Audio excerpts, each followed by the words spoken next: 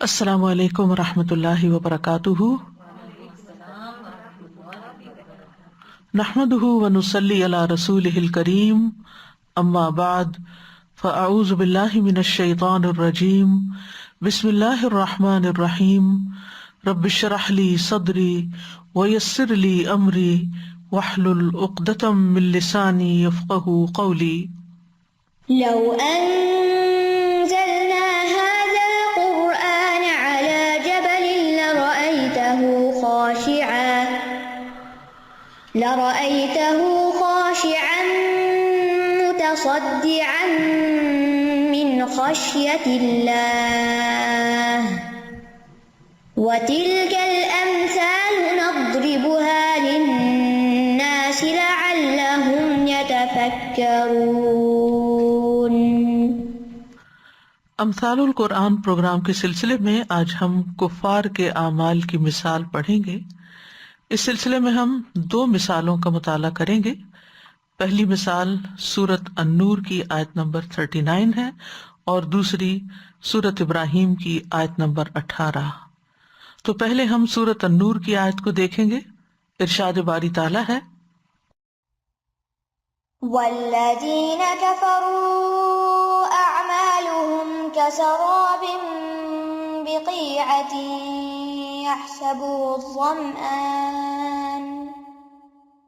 يحسبه الظمآن ماء حتى إذا جاءه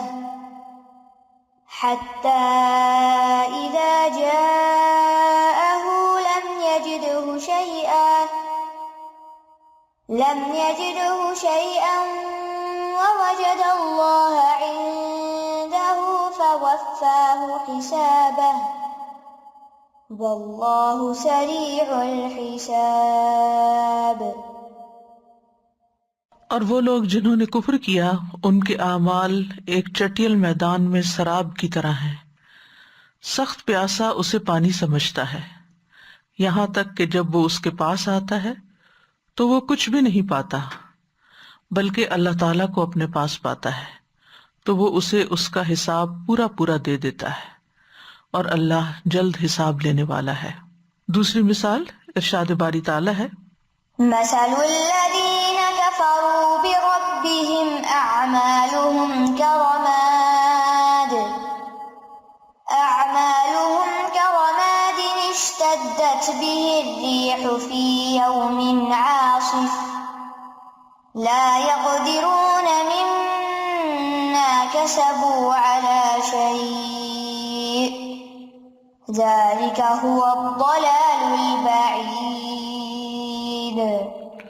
جو لوگ اپنے رب کا انکار کرتے ہیں ان کے اعمال کی مثال اس راکھ کی مانند ہے جس پر آندھی والے دن تیز ہوا چلی، اور جو کمائی انہوں نے کی اس میں سے وہ کسی بھی چیز پر قادر نہ ہوں گے، یہی دور کی گمراہی ہے۔ سب سے پہلے ہم پہلی مثال کے بارے میں پڑھیں گے۔ یہ مثال سورۃ النور میں ہے۔ اس مثال سے قبل جو آیات آئی ہیں اس میں اللہ تعالیٰ نے مومن کے حال کو بیان کیا ہے کہ وہ دنیا میں نور میں زندگی بسر کرتا ہے، اس کے دل میں نور ہوتا ہے، اس نور کی وجہ سے وہ نیک اعمال بھی کرتا ہے۔ پھر اللہ تعالیٰ بیان کرتے ہیں کہ آخرت میں مومن ہمیشہ کی نعمتوں کو پانے میں کامیاب ہو جائے گا۔ سورۃ النور کی آیت نمبر 37 اور 38 میں یہ مضمون بیان ہوا ہے، رجال لا تلہیہم تجارۃ ولا بیع عن ذکر اللہ واقام الصلاۃ وایتاء الزکاۃ یخافون یوما تتقلب فیہ القلوب والابصار لیجزیہم اللہ احسن ما عملوا ویزیدہم من فضلہ واللہ یرزق من یشاء بغیر حساب۔ وہ مرد جنہیں اللہ کے ذکر سے اور نماز قائم کرنے اور زکوٰۃ دینے سے نہ کوئی تجارت غافل کرتی ہے اور نہ کوئی خرید و فروخت، وہ اس دن سے ڈرتے ہیں جس میں دل اور آنکھیں الٹ جائیں گی، تاکہ اللہ انہیں اس کا بہترین بدلہ دے جو انہوں نے کیا، اور انہیں اپنے فضل سے زیادہ عطا کرے، اور اللہ جسے چاہتا ہے بے حساب دیتا ہے۔ یعنی جس کے دل میں نور ہوتا ہے پھر وہ کہیں پر بھی ہو اللہ سبحانہ تعالیٰ کی اطاعت کرتا ہے اور اللہ ہی کے لیے کرتا ہے اور آخرت سے ڈرتے ہوئے کرتا ہے۔ اس کے بعد یہ مثال بیان کی گئی ہے جس کا یہاں ذکر آیا ہے. اس مثال میں اللہ سبحانہ وتعالیٰ نے کمپیریزن میں کافروں کے اعمال کے خسارے اور ان کی تباہی کا ذکر کیا ہے کہ جیسے مومنوں کے اعمال فائدہ مند ثابت ہوں گے، اس کے برعکس کفار کے اعمال ان کے لیے نقصان کا سبب ہوں گے. کافر اس بات کی حرص اور آرزو رکھتا ہوگا کہ وہ اپنے عمل کا ثواب دیکھے، لیکن وہاں تو معاملات ہی الٹ ہو جائیں گے. تو دنیا میں وہ اللہ سبحانہ وتعالی کے انکار اور آخرت کے انکار کے ساتھ زندگی بسر کرتا ہے، اس لیے آخرت میں اس کے لیے کچھ بھی نہ ہوگا. تو فرمایا والذین کفروا، وہ لوگ جنہوں نے کفر کیا، یعنی اپنے رب کے ساتھ کفر کیا، رسولوں کا انکار کیا، رسولوں کی تعلیمات کا انکار کیا، آخرت کا انکار کیا. تو یہاں پر ان لوگوں کی مثال بیان ہوئی ہے، اور یہ وہ لوگ ہیں جو خود بھی کفر اختیار کرتے ہیں اور دوسروں کو بھی گمراہ کرتے ہیں، اور یہ سب کچھ کرنے کے باوجود کیا سمجھتے ہیں کہ وہ ہدایت پر ہیں، وہ صحیح کام کر رہے ہیں، اور وہ اپنے اعمال کی جزا کی توقع بھی رکھتے ہیں کہ انہیں کچھ ملے گا. لیکن اعمالہم کسراب، ان کے اعمال سراب کی طرح ہیں. اعمال جو ہے یہ عمل کی جمع ہے. عمل ہر اس کام کو کہتے ہیں جو انسان ارادے کے ساتھ کرتا ہے، قصداً سرزد ہوتا ہے، اس سے جس کے پیچھے نیت ہوتی ہے، ارادہ ہوتا ہے، اور یہ فعل کے مقابلے میں خاص ہے. فعل کا لفظ کبھی انسان کی طرف اس عمل کے لیے منسوب ہوتا ہے جس میں ارادہ نہ ہو. جیسے آپ کو جسم میں کہیں کھجلی ہوئی ہے تو آپ بغیر ارادے کے آٹومیٹیکلی وہاں اپنا ہاتھ ڈال کے کھجا لیں گے، یا کوئی چیز آپ نے گرتے ہوئے دیکھی تو بغیر ارادے کے ہی اس کو سنبھالنے کی کوشش کی. اور کبھی یہ فعل جمادات کی طرف بھی استعمال ہوتا ہے، یعنی ان کے جو کام ہوتے ہیں وہ افعال کہلاتے ہیں، ٹھیک ہے. جبکہ عمل کا لفظ جو ہے یہ بہت کم اس طرح استعمال ہوتا ہے. تو اعمالہم کسراب، یعنی ان کے وہ اعمال جو انہوں نے ارادے سے، پلاننگ سے، تدبیر کے ساتھ کیے ہوئے ہیں کہ جس پر وہ کسی نفع یا فائدے کی توقع بھی رکھتے ہیں، لیکن وہ ہے اس طرح جیسے سراب ہوتی ہے. سراب کا روٹ سین را با ہے، سرب. اس کا اصل مطلب ہوتا ہے نشیب کی طرف جانا، نیچے کی طرف جانا. وہ پانی جو مشکیزے سے ٹپکتا ہے اس کو ماء سرب کہتے ہیں. اور سراب اصل میں کہتے ہیں مراج کو شدت گرمی میں، گرمیوں کے سخت موسم میں دوپہر کے وقت دور بیابان یا صحرا میں جو چمکتی ہوئی ریت ہے وہ پانی کی طرح نظر آتی ہے، کہ گویا پانی چمک رہا ہو. ہوتی وہ ریت ہے، ہوتی وہ مٹی ہے، لیکن وہ پانی نظر آتی، اس کو سراب کہتے ہیں. بظاہر دیکھنے سے یوں معلوم ہوتا ہے جیسے وہاں پانی بہ رہا ہے یا پانی کھڑا ہے. تو اس سے پھر ہر وہ چیز جو بے حقیقت ہو اس کو تشبیہ کے طور پر سراب کہا جاتا ہے. اس کے بالمقابل جو چیز ہوتی ہے وہ شراب کہلاتی، یعنی سین کے نقطے کے ساتھ ش، یعنی شراب جس کو بولتے ہیں. تو عربی میں ہر وہ چیز جو پی جاتی ہے، شراب اردو والی نہیں ہے، یہ عربی کی شراب ہے، یعنی مشروب کے معنوں میں. تو جو چیز بظاہر شراب نظر آئے، پینے کی چیز نظر آئے، جب وہ وہاں پر پہنچے انسان تو وہ سراب ہو جائے، یعنی شین کے نقطے اڑ چکے ہوں اور سراب باقی رہ جائے. یعنی بظاہر کچھ نظر آئے لیکن حقیقت اس کے برعکس ہو.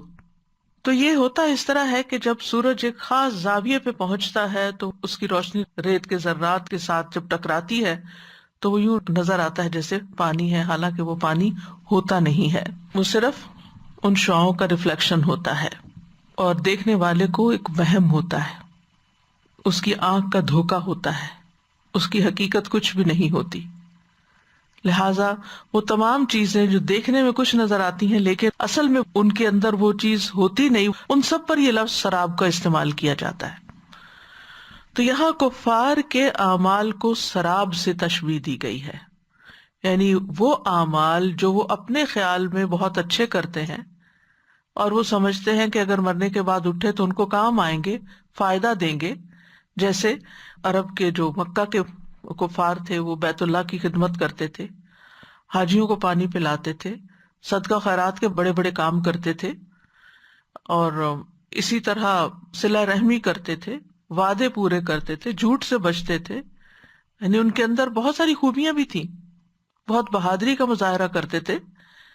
لیکن نبی صلی اللہ علیہ وسلم کے انکار کی وجہ سے، کفر کی وجہ سے ان کو یہ بتایا جا رہا ہے کہ ان کے یہ اعمال انہیں کوئی بھی فائدہ نہ دیں گے، کسی کام نہیں آئیں گے. وہ تو محض سراب کی طرح ہوں گے کہ جس سے ان کی توقع یہ ہوگی کہ یہ کوئی فائدے کی چیز ہے.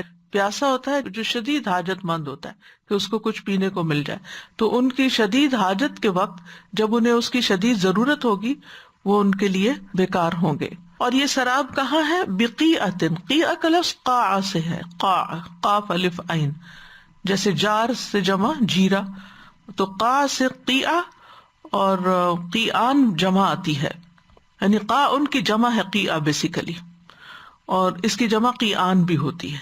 جدید عربی میں قاع کہتے ہیں ہال کو، بڑے کمرے کو. تو قاع اس ہموار اور پھیلی ہوئی زمین کو کہتے ہیں جو بہت وسیع ہوتی ہے، جس میں نباتات نہیں ہوتے، یعنی پلین صاف چٹیل میدان. قرآن پاک کی ایک اور آیت میں بھی یہ لفظ استعمال ہوا ہے، وَيَسْأَلُونَكَ عَنِ الْجِبَالِ فَقُلْ يَنْسِفُهَا رَبِّي نَسْفًا فَيَذَرُهَا قَاعًا صَفْصَفًا لَا تَرَىٰ فِيهَا عِوَجًا وَلَا أَمْتًا. اور وہ تجھ سے پہاڑوں کے بارے میں پوچھتے ہیں، کہہ دیجئے میرا رب انہیں اڑا کر بکھیر دے گا، پھر انہیں ایک چٹیل میدان بنا کر چھوڑ دے گا. یعنی پہاڑوں کی جگہ ساری زمین فلیٹ ہو جائے گی، جس میں نہ تو کوئی کجی دیکھے گا نہ ابری ہوئی کوئی جگہ. اور یہاں قیعہ کے ساتھ با بھی آیا ہے جو مصاحبت کے لیے ہے، یعنی بقیعۃ، اس چٹیل میدان میں، فی قیعۃ مراد ہے. یعنی ویسے مراد یہ ہے لیکن فی نہیں کہا گیا، بی کہا گیا. اس کی کیا وجہ ہے؟ بی جب کسی لفظ کے ساتھ لگتا ہے تو ساتھ لگ جانے کے معنی میں آتا ہے. تو بقیعۃ کا مطلب یہ ہے کہ وہ سراب وہاں پر یعنی چپکی ہوئی یا لگی ہوئی ہوگی وہاں پر، یعنی اس طرح محسوس ہوگی کہ واقعی پانی ہے. یعنی سراب جو ہے وہ پانی دور سے ایسا لگتا ہے کہ جیسے واقعی زمین سے نکلا ہوا یا زمین کے اندر ٹھہرا ہوا پانی. اس لیے فی قیع نہیں کہا گیا بلکہ بی، اس سے معنی میں تھوڑا سا فرق آ جاتا ہے. یحسبہ الظمآن ماء، یحسبہ کا لفظ جو ہے یہ حسبان سے ہے. حسبان ہوتا ہے حساب کتاب کرنے والا، دو متضاد چیزوں میں سے ایک کا فیصلہ کرنا اور اس پر پختہ عزم کر لینا جبکہ دوسری چیز کا خیال بھی پیدا نہ ہو.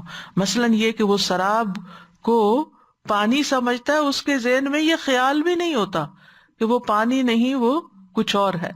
اس کے برعکس ظنہ بھی آتا ہے، ظن گمان کے لیے. تو گمان کرنے والے کے دل میں دو متضاد چیزوں کا خیال ہوتا ہے اور ان دو میں سے وہ ایک کو زیادہ فوقیت دے دیتا، نہیں میرا خیال ہے یہ ہے. یعنی حسبہ کا معنی کیا، اس نے یہ سمجھا اور سمجھنے میں دو چیزوں میں سے ایک کے اوپر اس کا شرح صدر ہو گیا کہ یہی چیز ہے، لیکن ظنہ میں متردد ہے لیکن پھر ایک کو دوسرے پر چوز کر لیتا ہے. تو تھوڑا سا خفیف سا فرق ہے. یحسب الظمآن، ظمآن یہ مبالغے کا صیغہ ہے فعلان کے وزن پر. ظمأ سے ہے، آج کل آپ رمضان میں دعا پڑھتے ہوں گے ذهب الظمأ، پیاس چلی گئی، وابتلت العروق وثبت الاجر انشاءاللہ. تو ظمأ پیاس کو کہتے ہیں اور اس سے ظمآن جو ہے سخت پیاسا، جیسے جوع بھوک کو کہتے ہیں تو جوعان سخت بھوکا. تو شدید پیاسا جب سراب کو دیکھتا ہے تو وہ اس کو پانی سمجھ لیتا ہے اور اس کے وہم و خیال میں بھی یہ بات نہیں آتی کہ یہ کوئی اور چیز ہو سکتی ہے. اس کا پورا یقین ہوتا ہے کہ یہ پانی ہی ہے، لہٰذا وہ اس کے پیچھے بھاگنا شروع ہو جاتا ہے اور ہانپتا ہے اور بھاگ دوڑ کر کے محنت کر کے جب وہاں پہنچتا ہے تو وہ ایک دھوکا ہوتا ہے، وہاں تو کچھ بھی نہیں ہوتا. اگر آپ نے کبھی پاکستان میں سخت گرمی کے موسم میں دوپہر کے وقت ٹریول کیا ہو کسی باہر کے علاقے میں، تو دور سے سڑک ایسے ہی نظر آتی جس سے اس پہ پانی کے پیچز ہیں، اور خاص طور پر اگر آپ کو پیاس لگی ہو اور آپ کو گرمی بھی محسوس ہو رہی ہو تو آپ کو بہت اچھا لگتا ہے وہ سراب کے شاید تھوڑا تھوڑا پانی کی چھینٹیں ہی اڑتے دیکھ لیں گے تو خوشی ہوگی، لیکن جب وہاں پہنچتے ہیں تو وہ غائب ہو چکا تھا، پھر ایک اور سراب نظر آتا ہے. اسی طرح وہ چلتا جاتا ہے سلسلہ. تو کفار کو ان کے باطل اعمال اسی طرح دھوکہ دیں گے کہ وہ ان کو اچھے کام سمجھتے رہے. وَهُمْ يَحْسَبُونَ أَنَّهُمْ يُحْسِنُونَ صُنْعًا، لیکن وہاں پہنچیں گے تو کچھ بھی نہیں ہوگا. سوائے محرومی کے، بربادی کے کچھ بھی نہیں۔ سورۃ فاطر میں اللہ تعالیٰ فرماتے ہیں افمن زین لہ سوء عملہ فرآہ حسنا فإن اللہ یضل من یشاء ویہدی من یشاء، تو کیا وہ شخص جس کے لیے اس کا برا عمل خوبصورت بنا دیا گیا، مزین کر دیا گیا، تو اس نے اسے اچھا سمجھا؟ جو ایسا نہیں، بے شک اللہ گمراہ کرتا ہے جسے چاہتا ہے اور ہدایت دیتا ہے جسے چاہتا ہے، یعنی یہ اللہ سبحانہ تعالیٰ ہی کی مشیت پر مبنی ہے۔ تو بہرحال بنیادی طور پر تو یہ اللہ سبحانہ تعالیٰ کا انکار کرنے والوں کے لیے ہے، یا رسول کی تعلیمات کا انکار کرنے، کیونکہ بیسیکلی کفار مکہ جو تھے وہ اللہ کو تو مانتے تھے، شرک ضرور کرتے تھے لیکن اللہ کو مانتے بھی تھے، اور اس کے ساتھ یہ کہ نبی صلی اللہ علیہ وسلم کو صادق اور امین مانتے تھے لیکن رسول نہیں مانتے تھے۔ تو ان کے اس انکار کی وجہ سے انہیں بتایا جا رہا ہے کہ تمہارے اس خرابی کی وجہ سے تمہارے سارے اعمال اکارت ہونے والے ہیں، جن کو تم بہت اچھا سمجھتے ہو، جن کے بارے میں تم سمجھتے ہو کہ تمہیں کوئی ریوارڈ ملنا چاہیے، اس کے لیے کچھ بھی نہیں ہے۔ حتی اذا جاءہ لم یجدہ شیئا، یہاں تک کہ جب وہ اس کے پاس پہنچے گا تو وہاں کچھ بھی نہیں پائے گا، یعنی سراب کے پاس پہنچ کے اس کو سخت ندامت ہوگی، اس کی امید کٹ جائے گی، اس کی پیاس اور محرومی اور بڑھ جائے گی۔ اور یہ بالکل ایسے ہی ہے نا کہ جب انسان کو کسی چیز کی شدید ضرورت ہو، کسی دوا کی شدید ضرورت ہو یا کسی کھانے کی ہو، اور اس کو بتایا جائے کہ یہاں سے 200 میل کا سفر کر کے تم جاؤ، فلاں جگہ تمہیں یہ چیز مل جائے گی، اور وہ اپنی گاڑی دوڑاتا ہے، اور جب وہاں پہنچتا ہے تو کہتے ہیں کہ آؤٹ آف اسٹاک، ختم ہو گئی، بس آپ کے آنے سے تھوڑی دیر پہلے ہی ختم ہوئی ہے۔ تو اس وقت انسان کا حال کیا ہوگا؟ خصوصاً اگر کوئی لائف سیونگ ڈرگ ہو یا کوئی اور اس طرح کی چیز ہو کہ جس پر اس کی زندگی کا انحصار ہو، جس کے بغیر اس کے لیے تباہی ہو۔ بعض اوقات ایسا ہوتا ہے نا کہ آپ کے لیے کوئی ڈیڈ لائن ہوتی ہے اسائنمنٹ جمع کرانے کی، یا پھر کوئی ٹیکس جمع کرانے کی یا کچھ، تو اب وہ ہوتا ہے کہ رات کے 12 بجے تک آپ کرا سکتے ہیں، اور آپ جب وہ کرا رہے ہوتے ہیں تو اس وقت آپ کا یا تو کمپیوٹر اسٹک ہو جاتا ہے یا پھر اور اسی طرح کا کوئی مسئلہ پیش آ جاتا ہے، اور آپ کی ہوئی ساری محنت زیرو ہو جاتی ہے کہ وہ ٹائم پہ نہیں۔ دنیا میں تو پھر دوبارہ بھی چانس مل جاتا ہے، وہ آپ کا سیکھا ہوا علم ضائع نہیں ہوتا، لیکن یہاں تو ٹوٹل بربادی ہے کہ حاصل کچھ بھی نہیں۔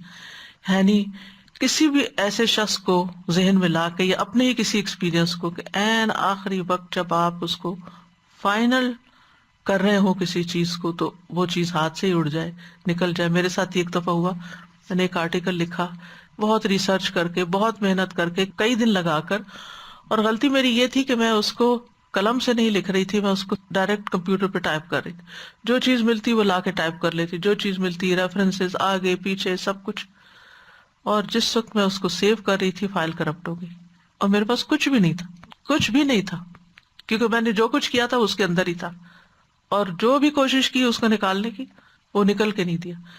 لیکن وہ میری زندگی میں ایک ٹرننگ پوائنٹ بھی تھا، میں اس کام سے باز آئی اور میں نے اپنی توجہ زیادہ قرآن کی طرف کر لی۔ یعنی ایسے واقعات اور حادثات انسان کو دھکا لگاتے ہیں اچھا بھلا، اور ہوش میں لاتے ہیں کہ دیکھو جن چیزوں کے پیچھے تم بھاگ رہی ہو نا کہ اس کی وجہ سے تمہاری یونیورسٹی میں پروموشن ہو جائے گی اور نیکسٹ لیول پہ تم پہنچ جاؤ گے، کیونکہ یہ سب کام اسی مقصد کے لیے ہوتا ہے۔ عموماً جو یونیورسٹیوں میں پڑھاتے ہیں ان کو آگے بڑھنے کے لیے ریسرچ ورک اپنا دینا ہوتا ہے، تو اگر وہ نہیں کر سکتے تو پھر وہ اسی گریڈ میں رہتے ہیں اور وہیں سے ریٹائر ہو جاتے ہیں۔ تو مجھے یوں لگا کہ جیسے میں بظاہر بڑا اچھا کام کر رہی ہوں لیکن اس کے پیچھے میری نیت ٹھیک نہیں تھی، میری نیت یہ تھی کہ مجھے پروموشن ملے، اور یہ ہوتی ہے۔ آپ کسی بھی ایسے شخص سے ایسی پوزیشن پہ پوچھ سکتے ہیں کہ وہ یہ سب کچھ کیوں کر رہا ہوتا ہے۔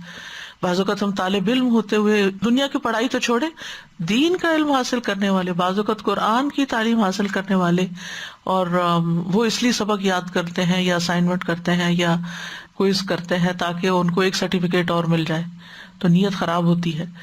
تو بہت سے بظاہر دیکھنے میں نیکی کے کام اگر نیت کی خرابی کے ساتھ، اخلاص کے بغیر، توحید کے بغیر، اللہ کے اوپر پورا یقین رکھے بغیر کہ اس سے اجر لینا ہے انسان کرتا ہے، تو پھر بعض اوقات دنیا میں بھی انسان کو اللہ تعالیٰ دکھا دیتا ہے کہ وہ قابل قبول نہیں ہے، اور کہاں یہ کہ آخرت میں تو پھر انسان کے پاس کوئی چارہ ہی نہیں ہوگا، کوئی آپشن ہی نہیں ہوگی، کچھ اور کر بھی نہیں سکتا ہوگا۔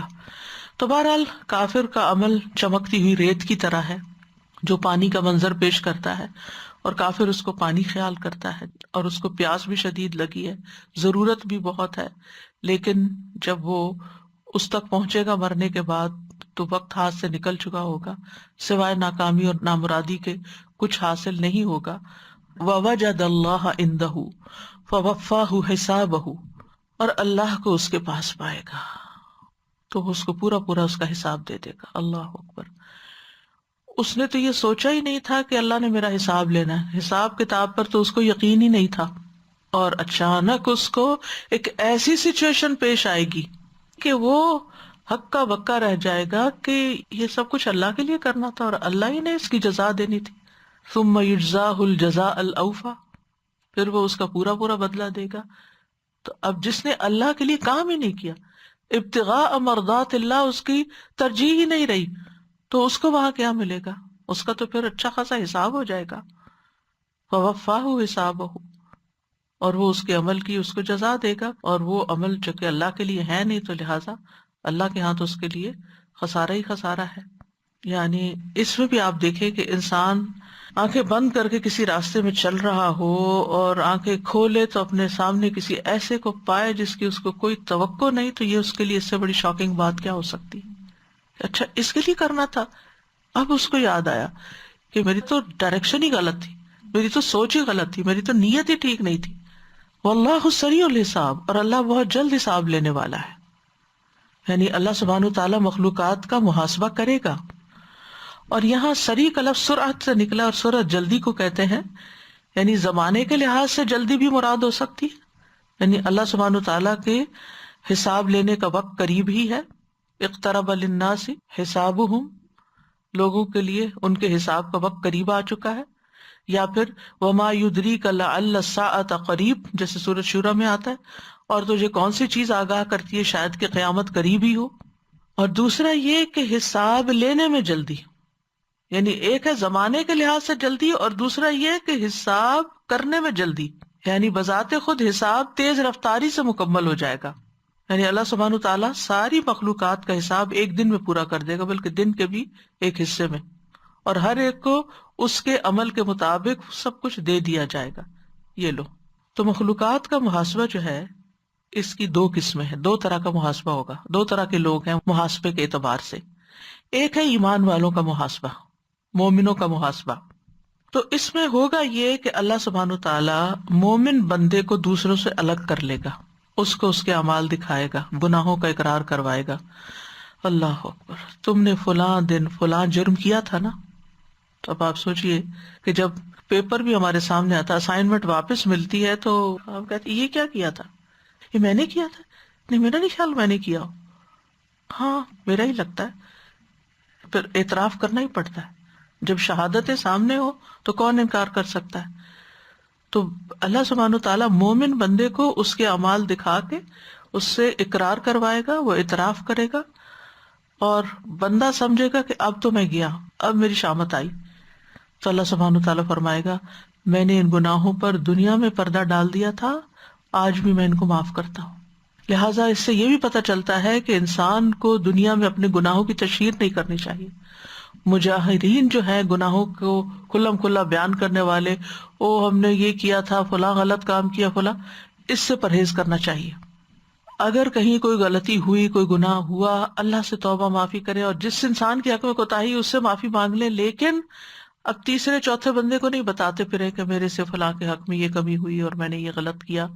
گناہوں کو چھپا ہی رہنے، وہ گندگی ہے اس کو چھپا کے ہی رکھے، اور اس پہ اللہ سبحانہ تعالیٰ سے معافی مانگتے رہے۔ اسی لیے نبی صلی اللہ علیہ وسلم نے فرمایا تھا من نوقش الحساب عذب، جس سے حساب لے لیا گیا اس کو عذاب دیا ہی جائے گا۔ یعنی اس کا مطلب کیا ہے؟ حضرت عائشہ نے اس کے بارے میں پوچھا تھا کہ اللہ سبحانہ تعالیٰ یہ نہیں فرماتا فسوف یحاسب حسابا یسیرا؟ آپ نے فرمایا یہ تو صرف نامہ اعمال کو پیش کرنا ہے، ایک آدمی کے اعمال پیش کیے جائیں گے یہاں تک کہ وہ اقرار کر لے گا. جب وہ اقرار کر لے گا ان کا تو اللہ تعالیٰ فرمائے گا میں آج تمہارے گناہوں پہ پردہ ڈالتا ہوں جیسے میں نے دنیا میں ڈالا, اور میں تمہیں معاف کرتا ہوں. یہ ہے آسان حساب. لیکن جس کے سوال شروع ہو گئے کہ کیوں کیا تھا, تو کیوں کا جواب ہم میں سے کس کے پاس ہے؟ کسی کے پاس نہیں. اللہ سبحانہ وتعالیٰ ہم سب کا حساب آسان کرے, بلکہ بغیر حساب کے جنت میں بھیج دے. دوسرا ہے محاسبہ کفار کا. دوسرے لوگوں کا حساب اس طرح نہیں ہوگا جیسے مومنوں کا ہوگا. امام ابن تیمیہ کہتے ہیں کہ حقیقت حال اس طرح سے ہوگی کہ کافروں کا حساب اس طرح نہیں لیا جائے گا کہ ان کی نیکیاں اور برائیاں تول لی جائیں, کیونکہ ان کی نیکیاں ہوں گی ہی نہیں, لیکن ان کے اعمال شمار اور محفوظ کیے گئے ہوں گے کہ یہ انہوں نے کیا تھا, یہ اچھے کام کیے تھے, برے کیے تھے, سب گنے ہوئے ہوں گے. ان کو ان کے اعمال کے سامنے کھڑا کیا جائے گا, یہ کیا تھا تم نے, وہ اقرار کریں گے, اور ان کو ان کے اعمال کی وجہ سے رسوا کر دیا جائے گا. ساری مخلوق کے سامنے اللہ تعالیٰ فرمائے گا ہؤلاء الذین کذبوا علی ربہم الا لعنۃ اللہ علی الظالمین. یہ ہیں وہ لوگ جنہوں نے اپنے رب پہ جھوٹ بولا, سن لو ظالموں پر اللہ کی لعنت ہے. تو بہرحال اس آیت میں جو مثال بیان ہوئی ہے وہ بنیادی طور پر یہ کہ جو لوگ کفر کے ساتھ نیک اعمال کرتے ہیں انہیں ان کا فائدہ شاید دنیا میں تو پہنچ جائے لیکن آخرت میں نہیں ملے گا. یعنی کافر جو اچھے اعمال بجا لاتا ہے, حساب کتاب کے دن اسے اس کے نیک اعمال دکھائے بھی گئے تو اس پر جزا نہیں دی جائے گی, کیونکہ اس نے آخرت کے لیے اللہ کی رضا کے لیے کیے ہی نہیں. اس بارے میں صحیح مسلم میں ایک حدیث بھی آتی ہے کہ قیامت کے دن ایک پکارنے والا پکارے گا کہ وہ گروہ اس کی پیروی کرے جس کی وہ پیروی دنیا میں کرتا تھا. اس اعلان کے بعد جتنے گروہ بھی اللہ تعالیٰ کے سوا بتوں وغیرہ کو پوجتے تھے سب جہنم میں جا گریں گے. صرف وہ لوگ بچ جائیں گے جو اللہ ہی کی عبادت کرتے تھے, چاہے نیک ہوں یا برے. اور کچھ لوگ اہل کتاب میں سے بھی بچ جائیں گے جو اللہ تعالیٰ کی عبادت کرتے تھے, چاہے نیک تھے یا نہیں. پہلے یہود کو بلا کے پوچھا جائے گا تم دنیا میں کس کی عبادت کرتے تھے؟ کہیں گے ہم دنیا میں اللہ کے بیٹے عزیر علیہ السلام کی عبادت کرتے تھے. ان سے کہا جائے گا تم جھوٹ کہتے ہو, اللہ کی نہ تو کوئی بیوی ہے نہ کوئی بیٹا, اب کیا چاہتے ہو؟ وہ کہیں گے اے ہمارے رب ہم پیاسے ہیں, ہمیں پانی پلا دیں. تو اشارے سے کہا جائے گا تم پانی کی طرف کیوں نہیں جاتے؟ تو وہ دور دیکھیں گے جیسے پانی ہو, تو وہ جہنم ہوگا, تو انہیں جہنم میں وہاں دھکیل دیا جائے گا. وہ جہنم سراب کی طرح دکھائی دے گا, پھر وہ جہنم میں جان پڑیں گے. پھر نصارہ کو بلایا جائے گا, ان سے بھی یہی پوچھا جائے گا, ان کا بھی یہی جواب ہوگا کہ ہم مسیح علیہ السلام کی عبادت کرتے تھے. پھر ان کو بھی یہی جواب ملے گا کہ تم نے جھوٹ کہا, اللہ کی نہ کوئی بیوی ہے نہ بیٹا ہے. ان سے بھی پوچھا جائے گا کیا چاہتے ہو, وہ بھی کہیں گے کہ ہم بہت پیاسے ہیں. تو ان سے کہا جائے گا کہ وہ دیکھو سامنے اس طرف جاؤ, جہنم کی طرف جو سراب دکھائی دے رہا ہوگا, اور پھر اس طرح ان کو بھی جہنم میں ڈال دیا جائے گا. اس حدیث سے یہ بات بھی پتہ چلتی ہے کہ قیامت کے دن ہر انسان پیاسا ہوگا, سخت گرمی کا دن ہوگا. اور مومنوں کے لیے خوشخبری یہ ہے کہ ان کے لیے نبی صلی اللہ علیہ وسلم کے پاس حوض کوثر پر پانی نصیب ہوگا, جو ایک دفعہ اس کو پی لے گا پھر پورا حشر کا عرصہ اس کو پیاس نہیں لگے گی. تو بہرحال یہاں اس مثال کے اندر چند اور باتیں جو سائڈ بائی سائڈ نظر آ رہی ہیں وہ ہے کہ شراب کا لفظ نکرہ ہے, جو اس بات کی طرف اشارہ ہے کہ شراب ایک معمولی چیز ہوتی ہے. یعنی پیاسے انسان کا دل اس کے ساتھ وابستہ ہو جاتا ہے لیکن اس کی حقیقت کچھ نہیں ہوتی. یعنی تحقیر کے لیے لایا گیا. نکرہ تعظیم کے لیے بھی ہوتا ہے, نکرہ تحقیر کے لیے بھی ہوتا ہے.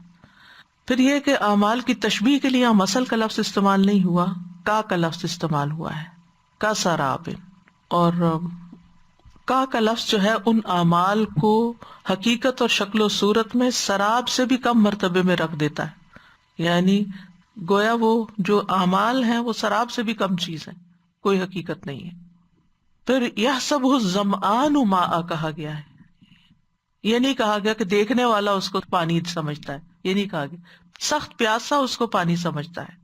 تو اس سے اور زیادہ بات کی شدت میں اضافہ ہوتا ہے, مبالغے کا صیغہ ہے جو ان کی شدت طلب کی طرف بھی اشارہ کرتا ہے اور ناکامی کی طرف بھی اشارہ کرتا ہے. یعنی ان کے اندر طلب بھی شدید ہوگی لیکن جب وہاں پہنچیں گے تو کچھ نہیں ملے گا, اور شدید تھکاوٹ اور کمزوری اور مایوسی اور وہ سب کچھ لاحق ہو جائے گا.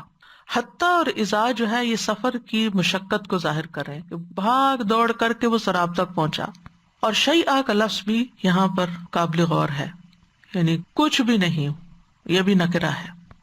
تو اللہ کے نزدیک انسان کی قدر و قیمت جو ہے اس کے عمل اور اس کے پیچھے نیت کے مطابق ہے، ٹھیک ہے؟ یعنی اللہ سبحانہ تعالیٰ کسی انسان کو جو وزن دیتا ہے اس کے اعمال کی کثرت اور مزید اس کی کوالٹی، یعنی نیت کی درستگی کے مطابق دیتا ہے، یا ایمان اس کے بنیاد میں ہوتا ہے۔ اب دوسری مثال جو ہے وہ بھی کفار کے اعمال ہی کی ہے۔ مثل الذین کفروا بربہم، ان لوگوں کی مثال جنہوں نے اپنے رب کا انکار کیا، اپنے رب کے ساتھ کفر کیا۔ یہاں مثل کا لفظ بھی آ رہا ہے اور کفروا کے بعد بربہم بھی آ رہا ہے، یعنی بات اور واضح ہو رہی ہے کہ اپنے رب کا انکار کیا، یعنی اللہ تعالیٰ کو نہیں مانتے تھے۔ اعمالہم، ان کے اعمال کرماد، راکھ کی طرح ہے، اشتدت بہ الریح فی یوم عاصف، جس پر آندھی والے دن تیز ہوا چلی، یعنی اس راکھ کے اوپر تیز ہوا چلی، ٹورنیڈو آیا۔ لا یقدرون مما کسبوا علی شیء، اور جو کمائی انہوں نے کی اس میں سے وہ کسی بھی چیز پہ اب قادر نہ ہوں گے۔ ذالک هو الضلال البعید، یہی بہت دور کی گمراہی ہے۔ یہ مثال سورۃ ابراہیم میں بیان ہوئی ہے۔ اس سورت کی اس مثال سے پہلے کی جو آیات ہیں اس میں اللہ تعالیٰ نے کافروں کے عذاب کی مختلف قسموں کو بیان کیا ہے، آیت نمبر 15 سے 17 تک۔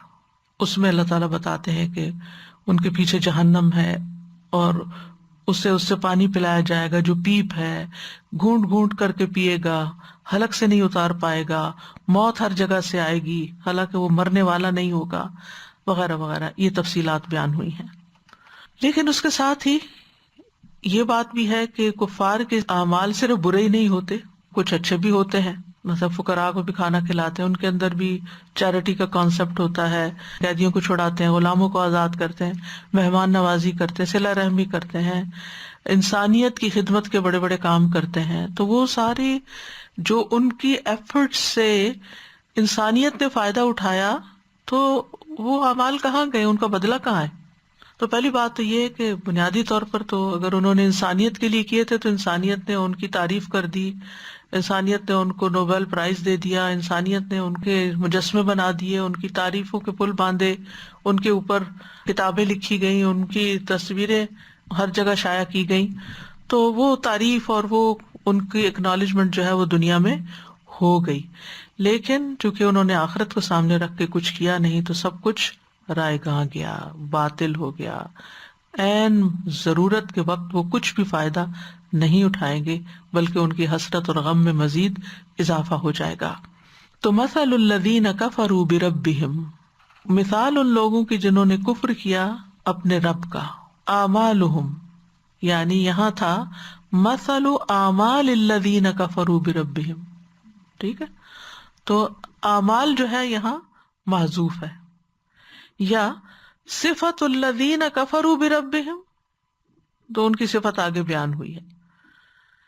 تو مراد یہ ہے کہ قیامت کے دن کفار کے اعمال کی مثال، جنہوں نے اپنے رب کا انکار کیا، وہ کیا ہے؟ اعمالہم کرماد، ان کے اعمال راکھ کی طرح۔ راکھ کیا ہوتی ہے؟ کسی چیز کے مکمل طور پر جل جانے کے بعد جو چیز بچتی ہے وہ راکھ کہلاتی ہے، ایش۔ لسان العرب میں ہے کہ رماد آگ کو جلانے کے بعد جو کوئلے کا پاؤڈر رہ جاتا ہے اس کو کہا جاتا ہے، جو انگاروں کے اوپر سے اڑ اڑ کر ادھر ادھر بکھر جاتا ہے، بالکل پاؤڈر جیسا ہوتا ہے، اس کو رماد کہتے ہیں۔ اشتدت بہ الریح، وہ راکھ جو پہلے ہی بے وزن ہے، بہت باریک ہے، بہت ہلکی ہے، اس پر تیز آندھی چلی، اشتدت بہ الریح، بہت قوت والی ہوا۔ پیچھے بھی ہم ریح کے بارے میں پڑھ چکے ہیں، اور مراد اس سے یہ کہ آندھی ہے کہ جس نے راکھ اٹھا لی اور تیزی کے ساتھ اس کو اڑا دیا، ختم کر دیا۔ اب ایسے میں جو راکھ آندھی اڑا لے جائے اس کو کوئی پکڑ سکتا ہے اور اس کو اکٹھا کر سکتا ہے، اس سے کچھ نکال سکتا ہے؟ کچھ بھی نہیں، کسی کام کی بھی نہیں۔ یعنی بعض اوقات آندھی چلتی ہے تو کئی چیزیں اپنی جگہ ہی رہتی ہیں، لیکن یہاں جو راکھ ہے وہ تو کبھی بھی اپنی جگہ پر نہیں رہی، اس کو تو معمولی ہوا بھی کافی ہے، کہاں یہ کہ تیز آندھی ہو۔ اور پھر دن بھی کیسا؟ فی یوم عاصف، آندھی والا دن. یعنی بعض دن ایسے ہوتے ہیں جس میں صبح سے شام تک ہوائیں چلتی ہیں. یعنی ہونا تو یہ تھا نا کہ ایسا دن جس میں شدید آندھی ہو، یہاں دن کو ہی آندھی والا دن کر دیا اور زیادہ شدت. تو آصف کا لفظ جو ہے یہ عصف سے ہے. عصف کہتے ہیں کا عصف معقول، نباتات کے ٹوٹے ہوئے تنکے، جیسے کچرا ہوتا ہے نا. اور ایک معنی یہ بھی کیا گیا کہ اس سے مراد تیز رفتار، یعنی آندھی جب بہت تیز رفتار سے چل رہی ہو. ریح عاصف، ریح عاصفہ بھی کہتے ہیں.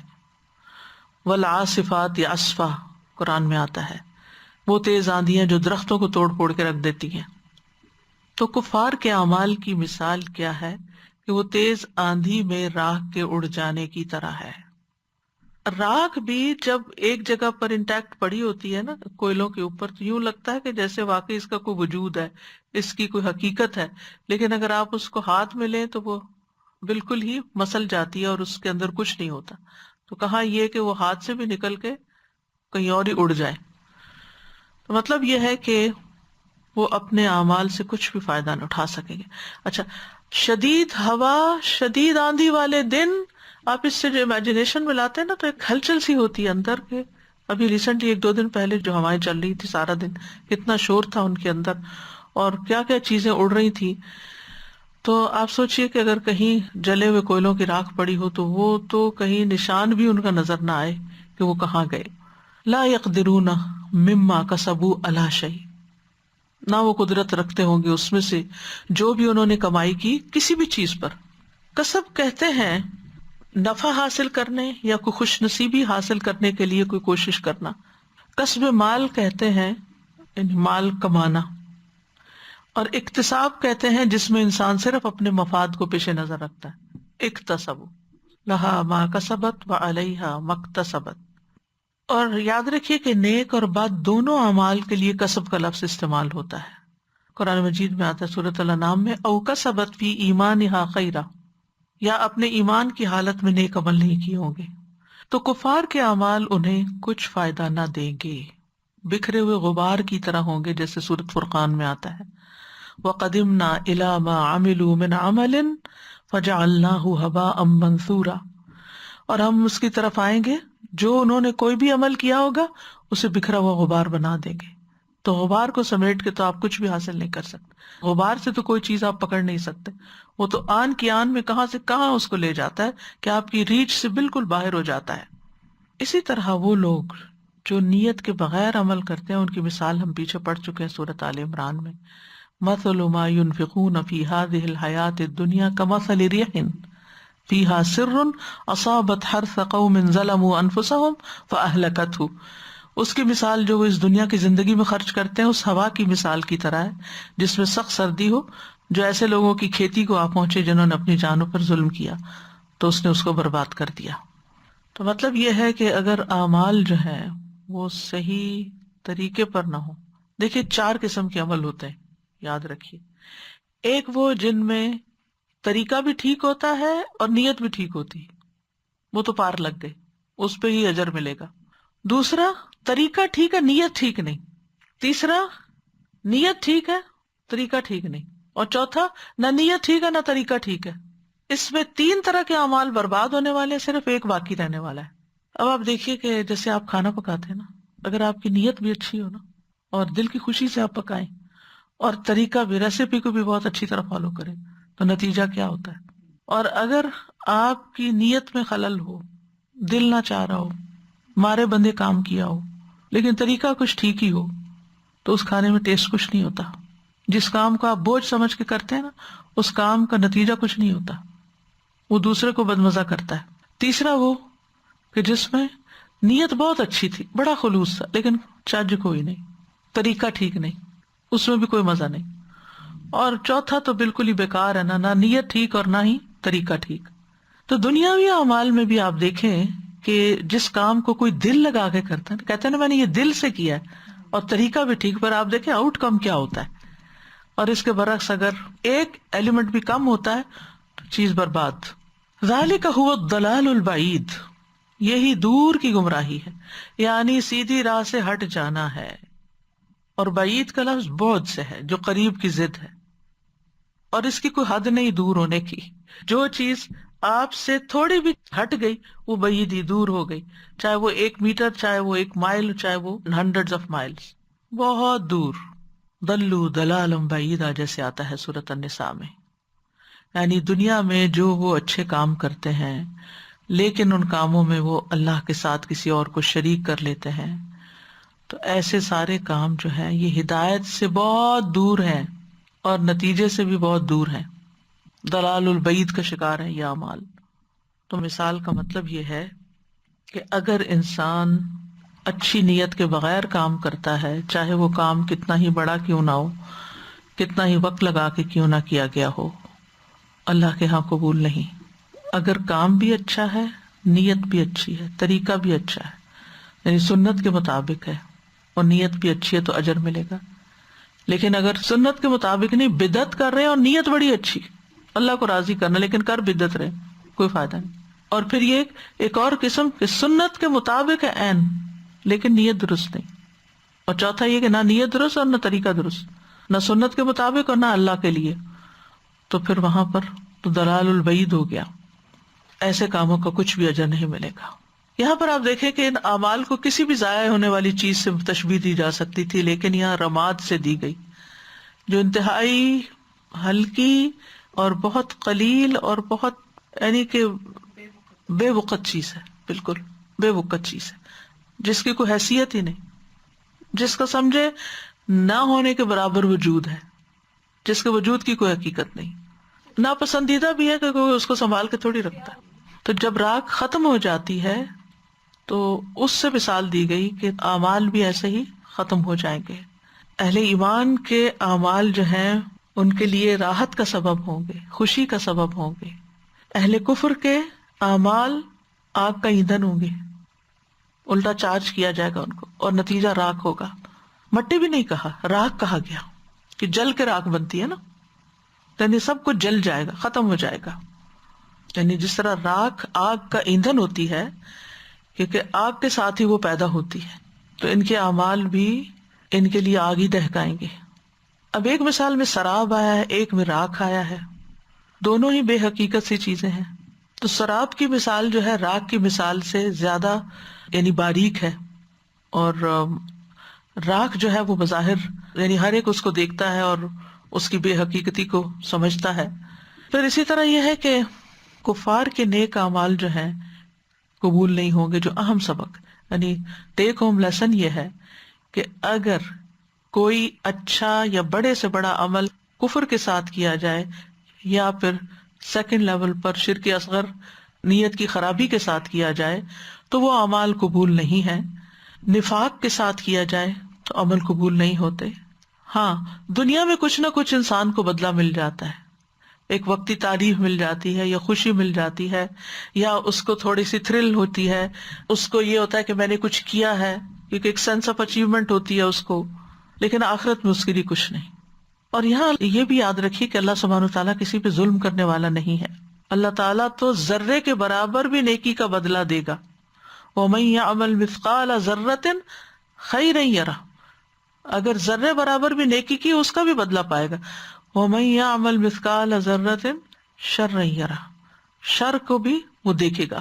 لیکن اللہ سبحانہ وتعالیٰ ان لوگوں کے اعمال کا بدلہ ان کو دنیا میں دیتے ہیں. مومن دنیا میں بھی پاتا ہے، آخرت میں بھی پاتا ہے. رسول اللہ صلی اللہ علیہ وسلم نے فرمایا بے شک اللہ تعالیٰ کسی مومن سے ایک نیکی کا بھی ظلم نہ کرے گا، دنیا میں اسے اس کا بدلہ عطا کیا جائے گا اور آخرت میں بھی اس کو اس کی جزا دی جائے گی. اور کافر کو دنیا ہی میں بدلہ عطا کر دیا جاتا ہے ان نیکیوں کا جو وہ اللہ کے لیے کرتا ہے، یہاں تک کہ جب آخرت میں فیصلہ ہوگا تو اس کے لیے کوئی نیکی نہ ہوگی جس کا اسے بدلہ دیا جائے. صحیح مسلم کی روایت میں آتا ہے جب کافر کوئی نیک عمل کرتا ہے تو اس کی وجہ سے دنیا سے ہی اسے لقمہ کھلا دیا جاتا ہے، یعنی کوئی اچھا کھانا اس کو مل جاتا ہے یا کوئی اور اس کو خوش کرنے والی چیز دنیا میں اسے مل جاتی ہے. جبکہ آخرت میں ان کے اعمال فجعلناہ ھباء منثورا، بکھرا ہوا غبار بنا دیں گے. اور جہاں تک مومن کے نیک اعمال کا معاملہ ہے، تھوڑا سا کمپیریزن ہو جائے تو یہ اعمال اس کو کس قدر فائدہ دینے والے ہیں. اور پھر یہ کہ عمل میں انسان کے قول، فعل، دل کی نیتیں، ارادے، خیالات، یہ سب شامل ہو جاتے ہیں. یعنی زبان کی باتیں بھی اعمال ہیں، اعمال القلوب دل کے اعمال بھی، جو سوچتے ہیں آپ، اچھی نیت رکھتے ہیں، اچھے ارادے کرتے ہیں، حسن ظن رکھتے ہیں، اللہ کو یاد کرتے ہیں، غور و فکر کرتے ہیں، سب اعمال القلوب ہیں. اس پر بھی اجر ملتا ہے. انسان کچھ بھی نہ کرے، صرف اللہ سبحانہ وتعالیٰ کو یاد کر رہا ہو، اس پر بھی اس کا اجر ملے گا. یہ اعمال القلوب ہیں. اور جوارح کے اعمال تو بے شمار ہیں. پھر مال کے ذریعے نیکیاں کمانا، پھر اپنے حیثیت رتبے کی وجہ سے کچھ نیکیاں کمانا. تو جو بھی طریقہ ہوتا ہے مومن کا خالص نیت کے ساتھ عمل کرنے کا، اس سے الذین آمنوا وعملوا الصالحات طوبی لہم وحسن مآب، ان کے لیے خوشخبریاں ہیں، اچھا ٹھکانہ ہے. پھر یہ ہے کہ عمل صالح اللہ کی طرف چڑھتا ہے. الیہ یصعد الکلم الطیب والعمل الصالح یرفعہ، پاکیزہ کلمات اللہ کی طرف چڑھتے ہیں اور نیک عمل اس کو بلند کرتے ہیں. یعنی اللہ کے نزدیک ان کی بڑی عظمت ہے. لیکن شرط یہ ہے کہ اخلاص بھی ہو، نبی صلی اللہ علیہ وسلم کی پیروی بھی ہو، اور یہ بھی یاد رکھیں کہ یہ نیک اعمال کرنے کا وقت یہ صحت اور جوانی اور ہوش کی حالت میں اس دنیا میں کیا ہوا عمل ہے. مرنے کے بعد قبر کا عمل نہیں شمار ہوگا. اس لیے فاستبقوا الخیرات سابقوا الی مغفرۃ من ربکم وجنہ، سارعوا سابقوا فاستبقوا، اس طرح کے الفاظ، فروا، یہ سب الفاظ آتے ہیں. تو فرصت کے اوقات کو غنیمت جاننا چاہیے، اس سے پہلے کہ نیک اعمال کا موقع چلا جائے.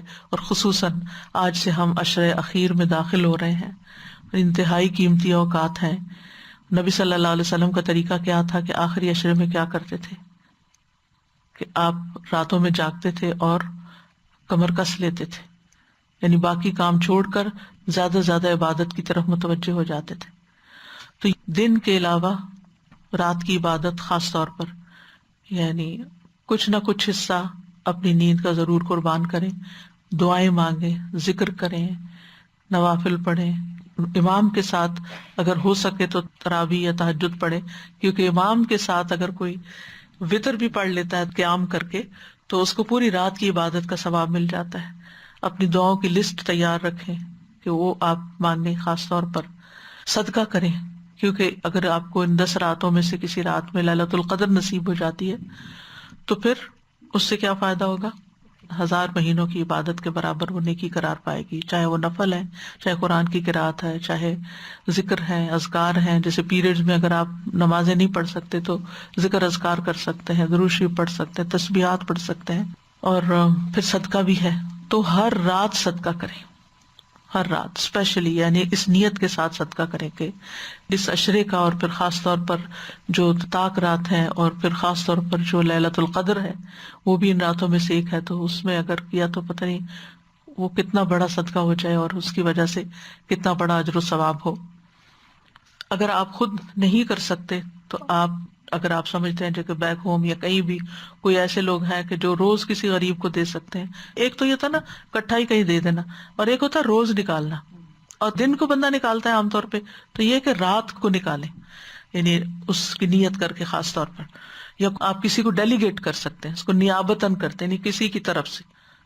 مندوب ہوتا ہے ڈیلیگیٹ، یعنی کوئی آپ کی طرف سے وہی کام آپ اس کو کہہ دیں کہ یہ کرتا رہے تاکہ محروم نہ رہے. اسکیجول کر دیں، ہر رات نکل جائے گا. اور اتنی بے شمار ایڈز ہیں کہ جس میں دنیا بھر کے مسلمانوں کے اوپر جو آفات آئی ہوئی ہیں، کوئی یمن کے لیے مانگ رہا ہے، کوئی شام کے لیے مانگ رہا ہے، کوئی کہیں اور کے لیے، کوئی کسی مسجد کے لیے فنڈ ریزنگ کر رہا ہے، کوئی سال بھر کے. ظاہر ہے کہ جو دینی ادارے ہیں ان کے ایک بجٹ جو ہے انہی دنوں میں، انہی رمضان میں اور راتوں میں ہی بنتے ہیں. اب جیسے مسجدیں کھلی ہوتی تھی تو فنڈ ریزنگ کرتے تھے، تو جن جن مسجدوں کو آپ پہلے دیتے تھے تو ان کو بھولے نہیں، اب بھی ان تک ضرور پہنچائیں. چاہے آپ خود اب نہیں بھی جا سکتے اور وہاں اپنی پریزنس میں نہیں کر سکتے، لیکن کہنے کا مطلب یہ ہے کہ نیک اعمال کی طرف توجہ. کووڈ کی وجہ سے اور زیادہ آپ کے خاندان میں متاثرین ہوں گے، یعنی آپ خود سوچ سکتے ہیں. ہر شخص بس نیت اور ارادہ ہونا چاہیے. نہیں معلوم اگلے سال ہماری زندگی ہے کہ نہیں. کتنے ہی لوگ آپ کے، میرے قریبی پیارے، صحت مند، چلتے پھرتے، رمضان میں یا رمضان سے چند دن پہلے دنیا سے چلے گئے ہیں. رمضان کے کچھ روزے رکھے ہیں اور باقی رکھنے نصیب نہیں ہوئے. انہیں تو نہیں پتا تھا کہ ہماری آخری شب قدر ہوگی، آخری طاق رات ہوگی. جو ليلۃ القدر میں نصیب ہوگی. تو 5 چیزوں کو 5 سے پہلے غنیمت سمجھ لینا چاہیے. جوانی کو بڑھاپے سے پہلے، صحت کو بیماری سے پہلے، مالداری کو فقیری سے پہلے، فرصت کو مشغولیت سے پہلے، اور زندگی کو موت سے پہلے. تو یاد رکھیں نیک اعمال کا نتیجہ دنیا میں بھی نکلتا ہے، دنیا میں بھی صلہ دیتے ہیں. جیسے میں نے حدیث سنائی نا کہ اللہ تعالیٰ مومن کے ساتھ ایک نیکی کے معاملے میں بھی ظلم نہیں کرتا، ایک نیکی کے بھی اس کے بدلے میں اسے دنیا میں بھی عطا کرتا ہے اور آخرت میں بھی جزا دیتا ہے. ہم اپنے رب کی رضا کے لیے کریں، وہ بدلہ دنیا میں بھی دے گا. ربنا آتنا فی الدنیا حسنۃ وفی الآخرۃ حسنۃ وقنا عذاب النار. تو نیک اعمال پکے ہوئے پھلوں کی طرح ہے نا، میٹھے پھلوں کی طرح، کہ جو آپ کو دنیا میں بھی ملیں گے اور آخرت میں بھی وہ پھل ملیں گے. سب سے پہلا فائدہ جو ہوتا ہے وہ ہوتا ہے کہ آپ کو پاکیزہ زندگی نصیب ہوتی ہے، مزید نیکیاں کرنے کی توفیق ہوتی ہے. اگر آپ نے رمضان اچھا گزارا نا تو یقیناً رمضان کے بعد آپ کے اعمال میں اضافہ ہوگا، تبدیلی آئے گی آپ کے اندر. من عمل صالحا من ذکر او انثی وہو مؤمن فلنحیینہ حیاتا طیبہ، یہ اللہ کا وعدہ ہے. وَلَنَجْزِيَنَّهُمْ أَجْرَهُمْ بِأَحْسَنِ مَا كَانُوا يَعْمَلُونَ. جو بھی نیک عمل کرے، مرد ہو یا عورت، اور وہ مومن ہو، ہم یقیناً اسے ضرور پاکیزہ زندگی بسر کرائیں گے اور ہم انہیں ان کے اجر کا بدلہ ضرور دیں گے، یعنی ان کی محنت کا بدلہ آخرت میں بھی ضرور ملے گا ان بہترین اعمال کے مطابق جو وہ کرتے رہے. تو آپ دیکھیے کہ اگر آپ کے دل کے اندر کوئی پریشانی ہے، غم ہے، بے چینی ہے، انگزائٹی ہے، سینہ تنگ ہوتا ہے، تو اس کا مجرب علاج ہے نیک اعمال کسی بھی شکل میں. چاہے روزہ رکھیں، چاہے عمرہ کریں، چاہے صدقہ کریں، چاہے کسی کی مدد کریں، کسی کی خدمت کریں، کسی کا قرضہ اتاریں، کسی کو کھانا کھلائیں، یعنی جو آپ سے بن پڑتا ہو. ہر ایک کے اسباب وسائل مختلف ہوتے ہیں. اللہ سبحانہ تعالیٰ ان نیک اعمال کی وجہ سے یقیناً آپ کی اس پریشانی کو دور کرے گا. دوسرا فائدہ یہ ہوتا ہے کہ انسان کے گناہ مٹ جاتے ہیں. ان الحسنات یذہبن السیئات والذین آمنوا وعملوا الصالحات لنکفرن عنہم سیئاتہم. وہ لوگ جو ایمان لائے اور انہوں نے نیک کام کیے، یقیناً ہم ان سے ان کی برائیاں ضرور دور کر دیں گے. تو نیکیاں برائیوں کو مٹا دیں گی. تیسرا، ہدایت حاصل ہوتی ہے، یعنی انسان کو اللہ تعالیٰ رہنمائی دیتے ہیں کہ کرو کیا. ان الذین آمنوا وعملوا الصالحات یہدیہم ربہم بایمانہم. بے شک جو لوگ ایمان لائے اور انہوں نے نیک اعمال کیے، ان کا رب ان کے ایمان کی وجہ سے ان کی رہنمائی کرے گا. چوتھا پھل یہ ملتا ہے انسان کو کہ اللہ کی محبت حاصل ہو جاتی ہے. یعنی جب انسان نیک کام کرتا ہے تو اللہ سبحانہ و تعالیٰ اس بندے سے محبت کرتا ہے، اور جبریل کو بلا کر اعلان کرواتا ہے اور بتاتا ہے میں اس سے محبت کرتا ہوں، اور فرشتوں کو بتاؤ کہ میں محبت کرتا ہوں فلاں بندے سے، اور پھر وہ محبت زمین پر اتار دی جاتی ہے. تو یہ تفصیل حدیث میں آتی ہے، آپ کئی دفعہ پڑھ سن چکے ہیں. پانچواں ثمرہ یہ ہوتا ہے کہ مخلوق اس سے محبت کرنے لگتی ہے، یعنی وہ دل سے محبت کرتے ہیں ایسے شخص سے جو اللہ سے محبت کرتا ہے اور نیک کام کرتا ہے. ان الذین آمنوا وعملوا الصالحات سیجعل لهم الرحمن ودا. بے شک وہ لوگ جو ایمان لائے اور انہوں نے نیک عمل، خالص نیک عمل، دکھاوا ریاکاری نہیں، خالص اللہ کی رضا کے لیے، ان قریب رحمان ان کے لیے دلوں میں محبت پیدا کر دے گا. آپ کو اگر شکایت ہے نا کہ آپ کے آس پاس کے لوگ آپ سے محبت نہیں کرتے، آپ کی کیئر نہیں کرتے، تو بس آپ اللہ کے ہو جائیں، اللہ ان کے دلوں کو بدل دے گا. پھر عمل صالح آپ کو نیک لوگوں کے گروہ میں داخل کر دیتے ہیں. والذین آمنوا وعملوا الصالحات لندخلنہم فی الصالحین. جو لوگ ایمان لائے اور انہوں نے اچھے کام کیے، ہم انہیں ضرور نیک لوگوں میں داخل کر دیں گے، نیکوں کے گروہ میں. ان ولی اللہ الذی نزل الکتاب وہو یتولی الصالحین. نتیجہ کیا ہوگا؟ اللہ کی ولایت ملے گی، مدد ملے گی، کیونکہ اللہ یتولی الصالحین. ان الذین آمنوا وعملوا الصالحات اولئک هم خیر البریہ. بہترین مخلوق میں شمار ہوں گے. اللہ کی مخلوق بے شمار ہے، انسان، حیوان، بہت کچھ، لیکن سب سے ٹاپ پر مخلوق چنی ہوئی کون سی ہے؟ جو نیک اعمال کرنے والی ہے. پھر یہ کہ نیک اعمال انسان کی حفاظت کے علاوہ اس کے اہل و عیال کی حفاظت کا ذریعہ بنتے ہیں. وہ جو 2 بچے تھے نا، غلامین یتیمین، جن کی دیوار ٹوٹ رہی تھی اور ان کا خزانہ اس دیوار کے نیچے تھا، ان کی مدد خضر علیہ السلام نے کیوں کی؟ وَكَانَ أَبُوهُمَا صَالِحًا. ان کا باپ نیک تھا، مر گیا تھا، یتیم تھے، وہ تو جا چکا دنیا سے، وہ بیچارہ کچھ بھی نہیں کر سکتا بچوں کے لیے. اللہ سبحانہ تعالیٰ نے کسی اور کو مقرر کر دیا جو you take care of them. جب ہم اللہ کے لیے خالص ہو جاتے ہیں نا تو اللہ سبحانہ تعالیٰ ہماری یہ ذمہ داریاں خود اٹھا لیتا ہے. ہمیں پھر فکر کرنے کی ضرورت نہیں. ہمیں فکر کرنی چاہیے کہ ہم کہیں کمی کوتاہی تو نہیں کر رہے، ہمارے اعمال میں کیا کمی ہے. پھر اسی طرح ابن المنقدر کہتے ہیں اللہ تعالیٰ ایک نیک آدمی کی وجہ سے اس کی اولاد کی حفاظت کرتا ہے، اس کی اولاد کی بھی، اور اس کے خاندان اور قبیلے کی حفاظت کرتا ہے، اور جو گھرانے اس کے گرد و پیش رہتے ہیں ان کی بھی حفاظت کرتا ہے. جب تک یہ نیک بندہ ان میں ہوتا ہے وہ اللہ کی حفاظت میں ہوتے ہیں. اللہ ہمیں نیک لوگوں میں شامل کر دے. پھر یہ کہ دعائیں قبول ہوتی ہیں. وَيَسْتَجِيبُ الَّذِينَ آمَنُوا وَعَمِلُوا الصَّالِحَاتِ وَيَزِيدُهُم مِّن فَضْلِهِ، اور وہ ان لوگوں کی دعائیں قبول کرتا ہے جو ایمان لائے اور انہوں نے نیک اعمال کیا، اور انہیں اپنے فضل سے زیادہ بھی دیتا ہے. مصیبتوں کو دور کرتا ہے. یاد ہوگا آپ کو غار والوں کا واقعہ، یونس علیہ السلام کی مثال. اہل ایمان کے لیے بھی یہی حکم ہے نا، كَذَلِكَ نُنْجِي الْمُؤْمِنِينَ. اور آپ صلی اللہ علیہ وسلم نے حضرت ابن عباس کو فرمایا تھا کہ میں تمہیں چند کلمات سکھاتا ہوں جس سے اللہ تعالیٰ تمہیں فائدہ دے گا. احفظ اللہ یحفظک، احفظ اللہ تجدہ تجاہک. اور پھر یہ کہ تم اسے خوشحالی میں یاد رکھو، وہ تمہیں تکلیف میں یاد رکھے گا. اس کے برعکس کچھ کام ایسے ہیں جو نیک اعمال کو ضائع کر دیتے ہیں. اس میں سے سب سے اول کفر، شرک، آخرت کا انکار، اللہ اور رسول کے احکام سے آگے بڑھنا، تقدیر کا انکار، جو اللہ نے نازل کیا اس کو پسند نہ کرنا، دنیا کی خاطر عمل کرنا، ریاکاری اور دکھلاوا کرنا، قول و فعل میں تضاد، والدین کی نافرمانی اور احسان جتانا، بدعات، کسی کے بارے میں یہ کہنا کہ اللہ اسے معاف نہیں کرے گا، نماز اثر چھوڑنے والے کے اعمال ضائع، ظلم کرنے والے کے اعمال ضائع ہو جاتے ہیں، عہد پامال کرنے والے کے اعمال ضائع ہو جاتے ہیں، خائن کے اعمال ضائع، اللہ اکبر، غیبت کرنے والے کے اعمال ضائع، حقوق العباد میں کبھی کرنے والے کے اعمال قیامت کے دن ان کو دے دیے جائیں گے جن کا حق مارا ہوگا، تنہائی میں غلط کام کرنے والوں کے اعمال برباد، یعنی بے حیائی کے کاموں سے نیک اعمال ضائع ہو جائیں گے. استغفر اللہ. بعض سلف اس بات سے ڈرتے تھے کہ کہیں بے حیائی کے اعمال کی وجہ سے ان کے نیک اعمال ضائع نہ ہو جائیں.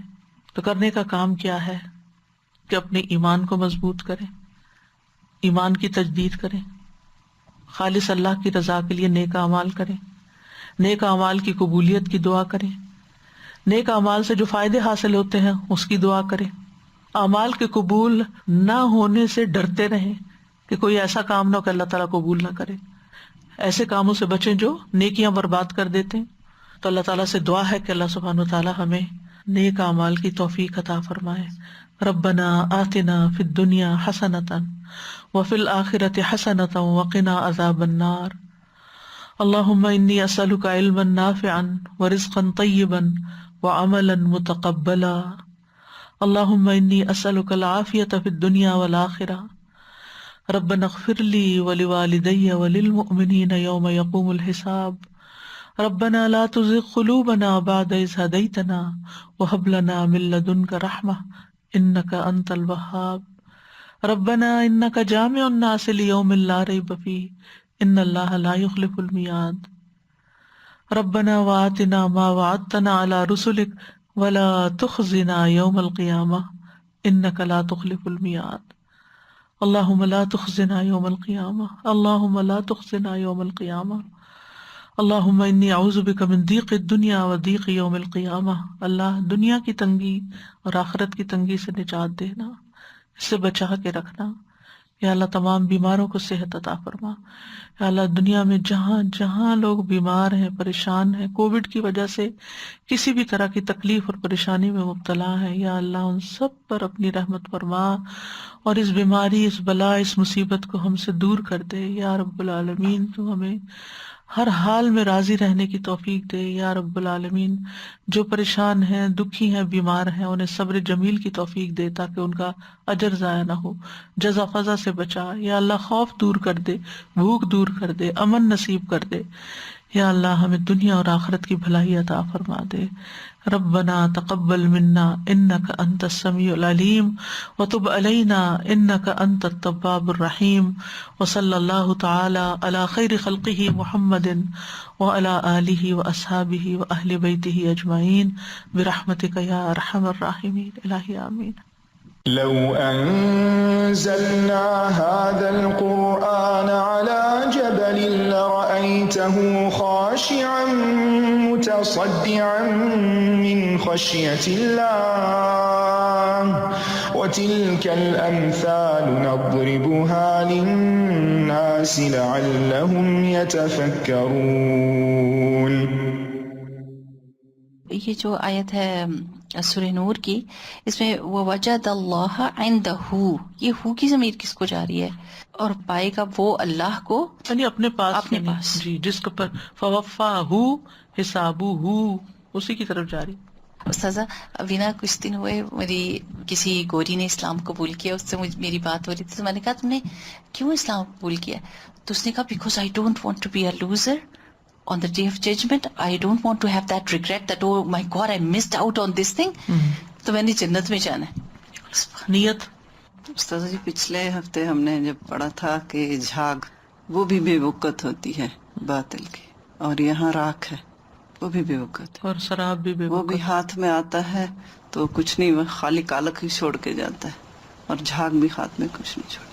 یہ کتنی باریک مثالیں ہیں. جھاگ، شراب، راکھ، سب سے ہلکی چیزیں ہیں یہ بے وقت. استاذہ جی آج کل تو اتنی سائنس ایڈوانس ہو گئی ہے کہ لوگوں کو بتا دیا جاتا ہے تمہارے پاس اتنا ٹائم ہے.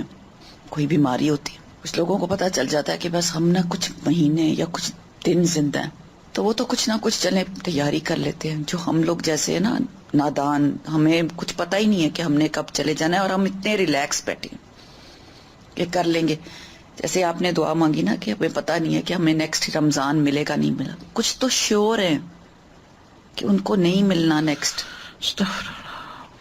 اللہ تعالیٰ ہمارے ہر وقت کو، قیمتی وقت کو اللہ تعالیٰ اپنی راہ میں استعمال کرنا، اور پھر ضائع نہ کر دیں ہم عمل ان ساری چیزوں سے، کیونکہ ہم کر بھی کے لیتے ہیں لیکن پھر بعد میں غیبت کر کے چھوٹی چھوٹی چیزیں ہی ہم کرتے ہیں اور پھر ہمارے ضائع ہو جاتے ہیں. اللہ ہمیں بچائے. استاد یہ جب بات ہو رہی تھی نا کہ دنیا میں جب ہمارے کوئی بہت امپورٹنٹ کام ضائع ہو جاتا ہے اور پھر اس کی ہمیں بہت تکلیف ہوتی ہے، تو میں یہ سوچ رہی تھی کہ اس وقت ہم اپنی غلطی اور اپنی کوتاہی کو اس وقت بھی نہیں مانتے، ہم الٹا اسی کے اوپر دوسروں کے اوپر بلیم کرتے ہیں کہ جی یا تو یہ سوال ہی غلط تھا اس لیے جو ہے ہمارے نمبر ضائع ہو گئے، یا سو آن جو بھی اس طرح کی چیز ہوتی ہے. تو لیکن وہاں تو ہمیں یہ موقع بھی نہیں ملنا. مطلب میں یہ سوچ رہی تھی کہ یہاں پہ بھی جیسے ہم گاڑی کا آپ نے مثال دی نا کہ جیسے سراب نظر آتا ہے، تو یہاں بھی گرمیوں کے موسم میں دور سے سڑک کے اوپر جب وہ سراب نظر آ رہا ہوتا ہے، اور اگر وہ واقعی پیاسا ہے اور وہ کسی صحرا کے اندر ہے تو وہ اس کے لیے کتنا تیزی سے بھاگتا ہے، کتنی اور زیادہ محنت کرتا ہے، اگرچہ کہ وہ پیاس کی شدت سے تڑپ بھی رہا ہے لیکن چونکہ اس کو وہ پانی چاہیے تو وہ اس کے پیچھے کتنا تیزی سے جائے گا. تو واقعی یہ جو بات تھی نا کہ سراب اور راکھ کا کمپیریزن، تو اس میں سراب کے پیچھے محنت ہو رہی ہے، راکھ تو وہ تو نظر آ گئی اس کو کہ وہ ضائع ہو گئی، لیکن وہ اس کے پیچھے اسٹل محنت کر رہا ہے، لیکن وہ پھر بھی اس کو نہیں ملنے والی ہے. اگر دیکھا جائے تو دنیا ساری کی حیثیت بھی ایک سراب کی طرح ہی ہے نا، یعنی جس میں ہم رہ رہے ہیں، کہ جن چیزوں کے ہم پیچھے بھاگ رہے ہیں، جن کے پیچھے ہم دن رات ایک کر رہے ہیں، سمجھتے ہیں جن کے بغیر شاید ہم مر ہی جائیں گے، وہ اگر اینڈ آف دا ڈے دیکھا جائے تو ان کی حیثیت کیا ہے. مشرکین تو آخرت پہ یقین نہیں نہ رکھتے تھے استاذہ، کہ رکھتے تھے، اللہ پہ یقین رکھتے تھے مشرکین. آخرت کو نہیں مانتے تھے نا، اسی لیے تو یعنی حضرت عائشہ نے پوچھا تھا کہ کیا ابن جدعان جو جاہلیت میں ایک سمبل تھا سخاوت کا، وہ اس کو کچھ ملے گا کہ نہیں؟ اس نے ایک دن بھی نہیں کہا تھا رب اغفر لی خطیئتی یوم الدین. اور استاذہ یہ جو آپ نے صدقے کا کہا ہے کہ ہر رات صدقہ کرو، تو اگر کسی کے جیسے کوئی نیت کرتا ہے اور ڈبے میں ڈال دیتا ہے اور کہتا ہے کہ میں اس کو اکٹھا کر کے دے دوں گا، تو کیا نکالنا ضروری ہے یا ایسے نیت کر کے ڈال سکتے ہیں، صدقہ کر سکتے ہیں؟ جیسے آپ نے کہا نا کہ آن لائن آپ دے دیں تو نکل گیا مال آپ کا، لیکن ہمارے پاس باکس ہے اپنے صدقے کا اور ہم ہر رات اس میں ڈال دیتے ہیں. ہاں ٹھیک ہے، لیکن پھر اس میں اگر کوئی طریقہ نہ ہو فوری نکالنے کا تو ڈبے میں بھی ڈالتے جائیں اور پھر اکٹھا ہی دے دیں. افضل تو یہی ہے کہ جس کا ہے اس تک پہنچ ہی جائے نا فوراً. لیکن اگر یہ نہیں ہو سکتا وبحمدک اشہد ان لا الہ الا انت استغفرک واتوب الیک. السلام علیکم ورحمۃ اللہ وبرکاتہ.